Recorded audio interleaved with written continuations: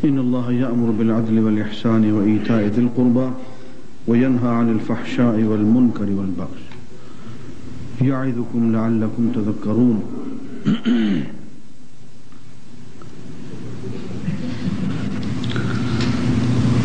بے شک اللہ تعالی تمہیں حکم دیتا ہے عدل کا، احسان کا اور رشتہ داروں کی خدمت کرنے کا، ان کی مالی مدد کرنے کا، اور اللہ تعالیٰ تمہیں روکتا ہے ہر بے حیائی کے کام سے اور ہر اس کام سے جو کہ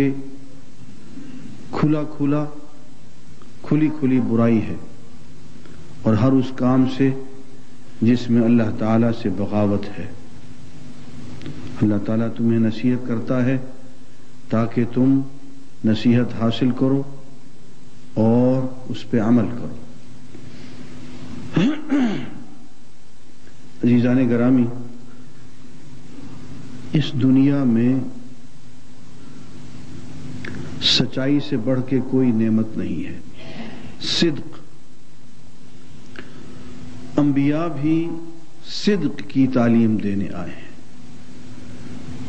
نظری طور پہ تھیوریٹیکلی سچائی، صدق اللہ کی بہت بڑی نعمت ہے۔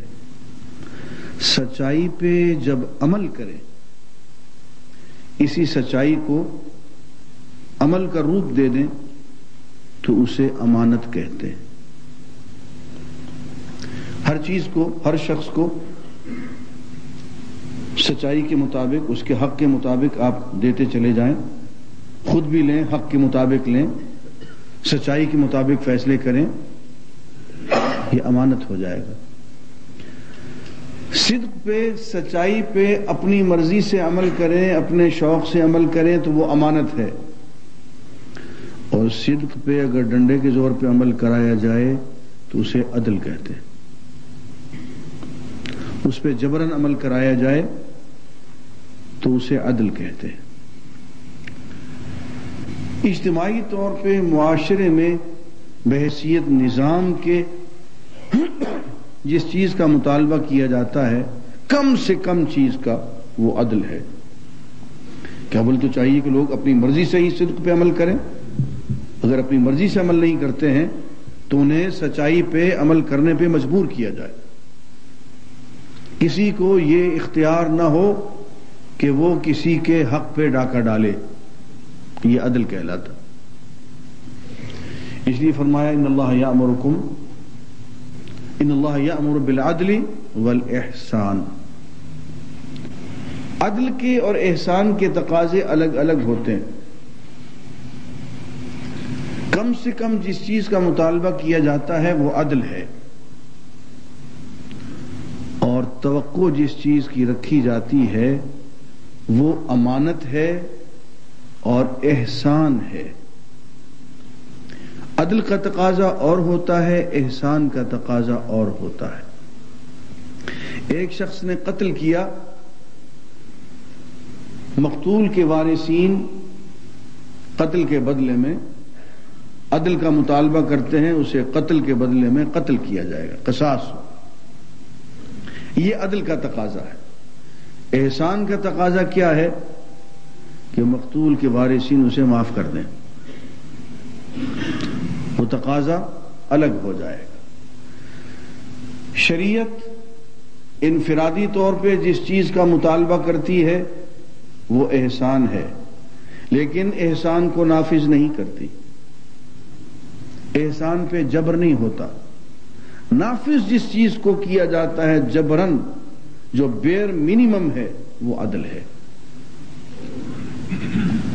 اکسایا جاتا ہے، ترغیب دی جاتی ہے، شوق دلایا جاتا ہے امانت پہ اور پھر احسان پہ، مجبور کیا جاتا ہے عدل پہ،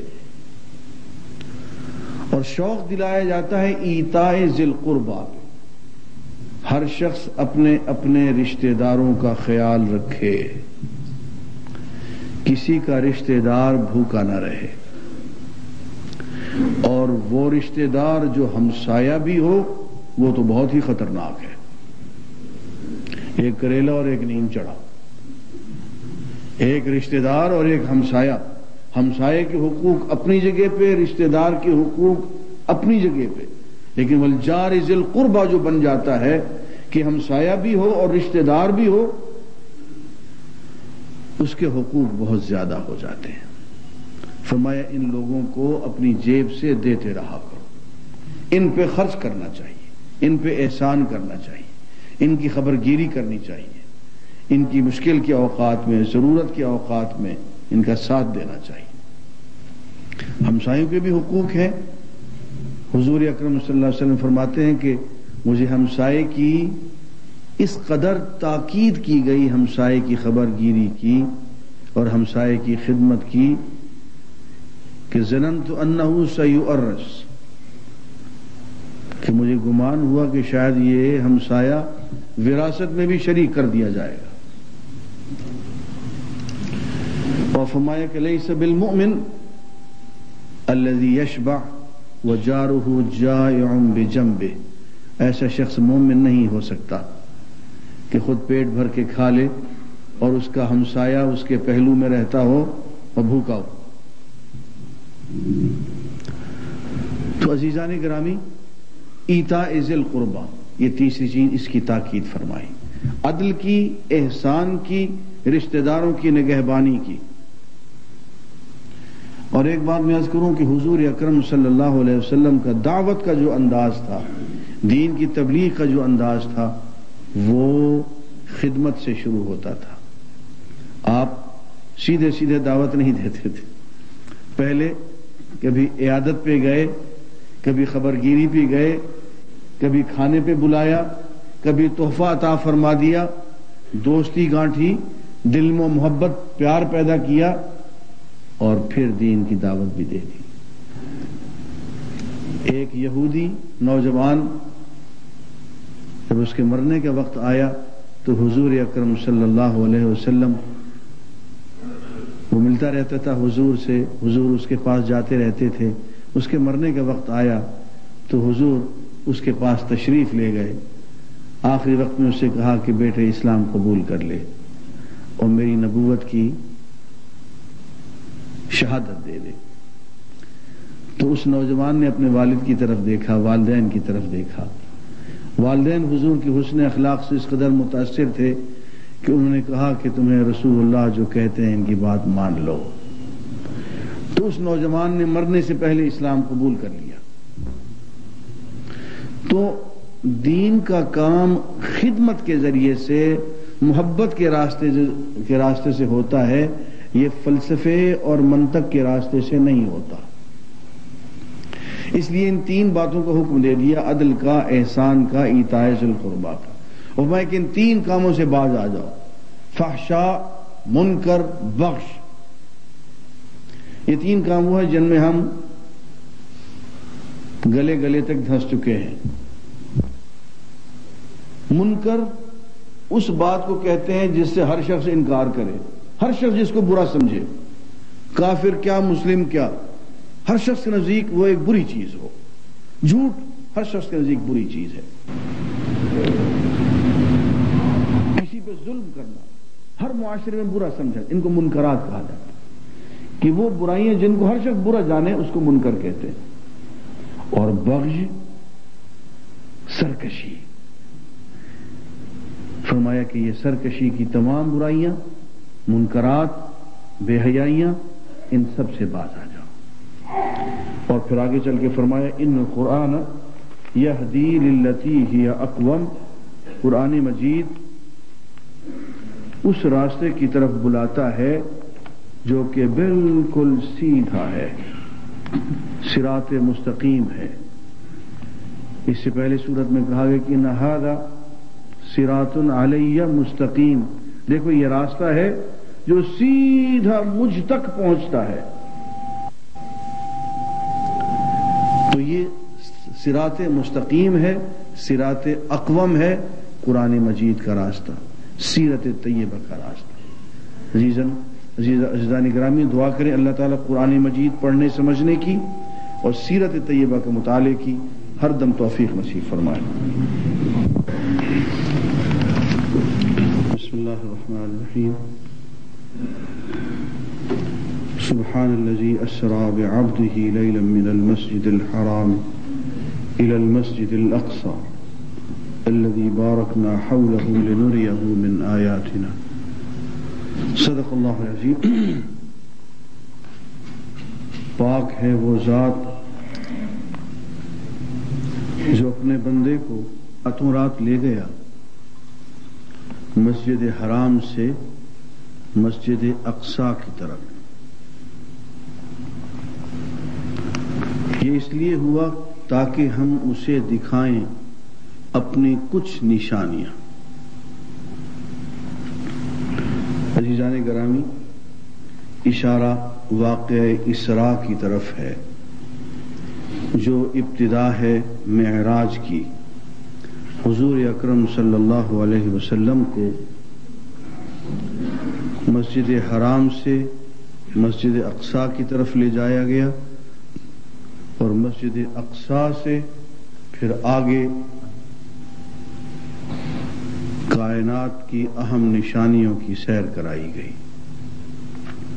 مگر اس میں ایک اہم بات یہ ہے کہ جو خطاب حضور اکرم صلی اللہ علیہ وسلم کو دیا گیا وہ عبد کا ہے. سبحان الذی اسری بعبدہ، اپنے بندے کو لے گیا، اپنے عبد کو لے گیا. عزیزان گرامی، قرآن مجید کا غور سے مطالعہ کریں تو پتہ چلتا ہے کہ اللہ تعالی نے جہاں جہاں حضور اکرم صلی اللہ علیہ وسلم پہ خصوصی انعام فرمایا ہے تو خصوصی انعام کا ذکر کرتے ہوئے جو خطاب دیا ہے وہ عبد ہے. الحمدللہ الذی انزل علی عبدہ الکتاب. اس اللہ کا شکر ہے، حمد ہے اسی کی جس نے اپنے عبد پہ، اپنے بندے پہ کتاب نازل کی. تبارک الذی نزل الفرقان علی عبدہ لیکون للعالمین نذیرا. آپ یہ دیکھیں کہ عبد کا لفظ جہاں جہاں آیا ہے اس مقام پہ آیا ہے جہاں اللہ تعالی نے حضور کو بہت ہی پیار سے خطاب فرمایا ہے اور کسی بہت بڑی نعمت سے نوازا ہے. تو معلوم ہوتا ہے کہ اللہ تعالی کو عبد کا خطاب سب سے زیادہ پسند ہے. اپنے عبد کے لیے، اپنے بندے کے لیے عبد کا خطاب سب سے زیادہ پسند ہے. اور ہمیں بھی جو اقرار کروایا جاتا ہے وہ یہ کہ اشہد ان محمدً عبدہ ورسولہ، اس کے بندے ہیں اور اس کے رسول ہیں. اس کو مقام عبدیت کہا جاتا ہے، بندگی کا مقام. اس درویش نے کہا کہ مقام بندگی دے کر نہ لوں شان خداوندی. مقام بندگی بہت اونچا مقام ہے. حضرت مجدد الثانی رحمۃ اللہ علیہ اپنے مکتوبات میں لکھتے ہیں، چونکہ صاحب کشف و اسرار تھے، تو وہ یوں کہتے ہیں کہ اللہ تعالی نے مجھے ولایت کے بلند ترین مقامات سے نوازا ہے اور ولایت کے جو بلند ترین مقامات ہیں ان میں مجھے مشاہدات بھی کروائے گئے. تو یوں محسوس ہوا مجھے ایک دن، یوں مشاہدہ ہوا کہ جہاں ولایت کے سارے مقامات ختم ہوتے ہیں وہاں سے مقام عبدیت شروع ہو جاتا ہے. تو بندگی، غلامی، اللہ کی غلامی، اللہ کا بندہ بن جانا، اس کا غلام بن جانا. اب اس غلام کی کیفیت تو یہ ہے نا کہ آقا نے غلام کا نام پوچھا، اس نے کہا جی مجھے کیا معلوم، جو نام آپ رکھ دیں. غلام لے کے آئے تو اس نے کہا کہ تمہارا کیا نام ہے بھائی؟ اس نے کہا جی جو آپ رکھ دیں گے. اب ہمارا کیا نام ہے؟ اب تو آپ کے غلام ہو گئے. تو بندگی اس میں انسان کی اپنی مرضی ختم ہو جاتی ہے اور اللہ تعالی کی مرضی ہی اپنی مرضی بن جاتی ہے.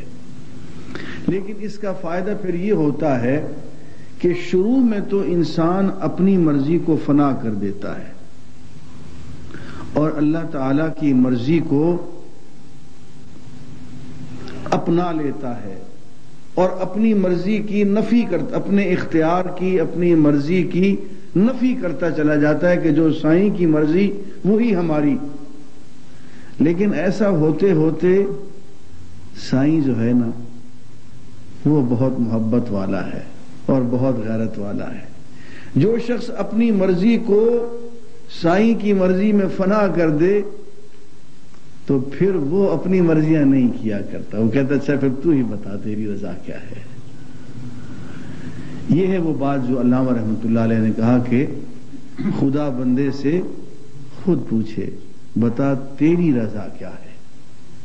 یہ مقام بندگی ہوتا ہے، مقام رضا ہوتا ہے، جس میں انسان اپنی رضا اور اپنے اختیار کو اللہ کے ارادے اور اللہ کے اختیار اور اس کی رضا اور اس کی مرضی میں گم کر دیتا ہے. لیکن نتیجہ اس کا الٹ نکلتا ہے، نتیجہ اس کا آخر کار الٹ نکلتا ہے. اللہ تعالیٰ پھر بندے پہ چھوڑ دیا کرتے. ایک بات جو بار بار قرآن مجید میں آ رہی ہے وَقَضَىٰ رَبُّكَ أَلَّا تَعْبُدُوا إِلَّا إِيَّاهُ وَبِالْوَالِدَيْنِ إِحْسَانًا. قرآن مجید میں ایک طرف سے حکم ہوتا ہے وَقَضَىٰ رَبُّكَ، تیرے پروردگار نے فیصلہ کر دیا کہ دیکھو اللہ کے سوا کسی اور کی بندگی نہ کرنا، کسی اور کی عبدیت نہ کرنا. ایک حکم. اس کے فوراً بعد جو حکم آتا ہے وہ بالوالدین احسانا، والدین کے ساتھ احسان کا سلوک کرنا، عدل کا نہیں. والدین کے ساتھ عدل کا سلوک نہیں چلتا، احسان کا سلوک چلتا ہے. اسی کے والدین نے تو گڑبڑ کرنی ہے. اب گڑبڑ کے نتیجے میں گڑبڑ تو نہیں کی جا سکتی، انہوں نے تو زیادتی کرنی ہے. عمر کے ایک ایسے حصے میں داخل ہو جاتے ہیں جہاں ذہنی توازن کم پڑ جاتا ہے اور ہر وقت معقول رویہ اور اس کی توقع رکھنا عبث ہے. ایک وقت ایسا آتا ہے کہ والدین معقول رویہ اختیار نہیں کرتے. اس کے لیے عزیزان گرامی ذہنی طور پہ تیار رہنا چاہیے اور نامعقول بات کے مقابلے میں اف کہنا اس کی اجازت نہیں ہے. ایک نامعقول بات، دوسری نامعقول بات، تیسری نامعقول بات، ظلم کی بات، زیادتی کی بات اور آدمی کہ اف یہ کیا ہو رہا، اسی کی اجازت نہیں ہے. وَلَا تَقُلْ لَهُمَا اُفٍّ. ایک آدمی لے کے آ گیا اپیل اپنے والدین کے خلاف کہ یہ ظلم کرتے ہیں مجھ پہ دونوں مل کے. آپ نے فرمایا وَإِن ظَالَمَاهُ، اگر دونوں مل، 3 مرتبہ آپ نے فرمایا وَإِن ظَالَمَاهُ وَإِن ظَالَمَاهُ وَإِن ظَالَمَاهُ، اگر دونوں مل کے اپنے بیٹے پہ ظلم بھی کرتے ہیں پھر بھی سہنا ہوگا اور ظلم کے مقابلے میں احسان کرنا ہوگا، نیکی کرنی، خواہ والدین کافر بھی کیوں نہ ہو. ہاں، اطاعت ان کی شرک میں نہیں ہوگی، اطاعت ان کی اللہ کی مرضی کے خلاف نہیں ہوگی. لا طاعت لمخلوق فی معصیت الخالق، اللہ کی نافرمانی کا حکم دیں گے تو ان کی اطاعت نہیں ہوگی. لیکن ان کا کہا موڑتے ہوئے بھی ادب اور لحاظ اور مروت کا خیال رکھنا پڑے گا. یہ بھی کہتے ہوئے کہ جناب یہ میرے اللہ کا حکم ہے، میں اس کی خلاف ورزی نہیں کر سکتا. یہ بات بھی بہت ادب سے کہنی پڑے گی. مولانا عبید اللہ سندھی کی والدہ سکھ مذہب سے تعلق رکھتی تھی. وہ بیٹھ کے قرآن کا درس دے رہے ہوتے اور وہ غصے میں آ جاتی تھیں اور جوتا اتار کے مارتی تھیں اور وہ برداشت کرتے تھے. تو عزیزان گرامی یہ ایک بہت آزمائش کا مقام ہوتا ہے، اس لیے کہ اللہ تعالیٰ نے ایک مقام والدین کو دیا ہے. اور ایک حدیث ایسی ہے کہ اس پہ اگر آپ غور کریں تو آپ حیران رہ جائیں گے. اور اس میں مسلمان کی اور کافر کی تخصیص نہیں ہے. دعاء الوالد لابنہ کا دعاء النبی لامتہ. والد کی دعا اپنے بیٹے کے لیے، اولاد کے لیے ایسے ہوتی ہے جیسے نبی کی دعا امت کے لیے.